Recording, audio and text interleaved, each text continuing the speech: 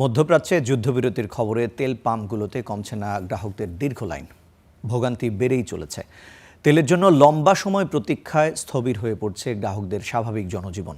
কর্মঘণ্টা নষ্ট হয়, প্রভাব পড়ছে আয়েও।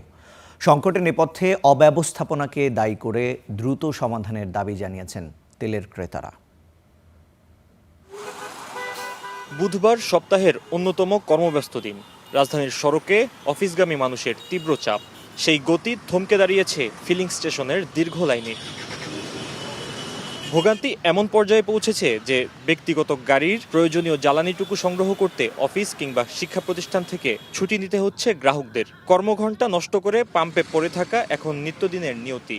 অফিস আমার 9টা থেকে, কিন্তু অফিসে যেতে পারলাম না এই তেলের কারণে। কারণ আমি তেল নিতে গিয়ে এই দিনের অর্ধেকটা সময় আমি বের করে ফেললাম। 6 ঘন্টা এই পর্যন্ত আসছি, এই কারণে ছুটি নেওয়া লাগছে, শুধু তেল নেওয়ার কারণে। যদি মজুদে থাকতো তাহলে যে 6:30 বাজে লাইন দিছে, এখনো তেল পাই নাই, তো মজুদ আছে কিভাবে বুঝবো? এরকম ঘন্টার পর ঘন্টা যদি আমরা বসেই থাকি তাহলে আর বাকি কাজ কোন চলবে, দেশ কিভাবে চলবে? মধ্যপ্রাচ্যে যুদ্ধবিরতির আভাস কিছুটা স্বস্তি দিলেও গ্রাহকদের অভিযোগ সরকারের অব্যবস্থাপনা সংকট আরো ঘনীভূত করছে। অবৈধ মজুদও করা হচ্ছে, আর সবচেয়ে বড় সমস্যা যেটা হচ্ছে এখন মধ্যপ্রাচ্যের মধ্যে যে সমস্যাটা হচ্ছে, এটাই দুটা মিলে এই সমস্যাটা হচ্ছে। আরও একটা সমস্যা আছে, আমাদের একটা টেন্ডেন্সি আছে, আমরা তেল রিজার্ভ করা শুরু করতেছি। সরকারের কাছে একটা আবেদন, একটা রিকোয়েস্ট যে সরকার এই জিনিসটা যাতে খুব তাড়াতাড়ি যাতে সলভ করে এবং খুবই তাড়াতাড়ি যাতে জিনিসটা সমাধান করে। পাম্প সংশ্লিষ্টরা বলছেন, মাস ব্যবধানে চাহিদার তুলনায় সরবরাহ কমেছে প্রায় অর্ধেক।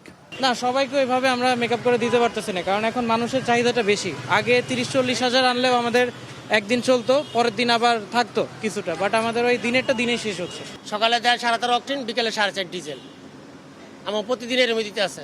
আমার কিন্তু খরচ ঠিকই হইতে আছে, 2 গাড়ি খরচ হইতে আছে, আমরা তেল পাইতে আছি কম। স্থানীয় বাজারে সরবরাহ স্বাভাবিক না হওয়া পর্যন্ত এই হাহাকার কাটবে না মনে করছেন সংশ্লিষ্টরা। Fahim Yusuf, star news, Dhaka.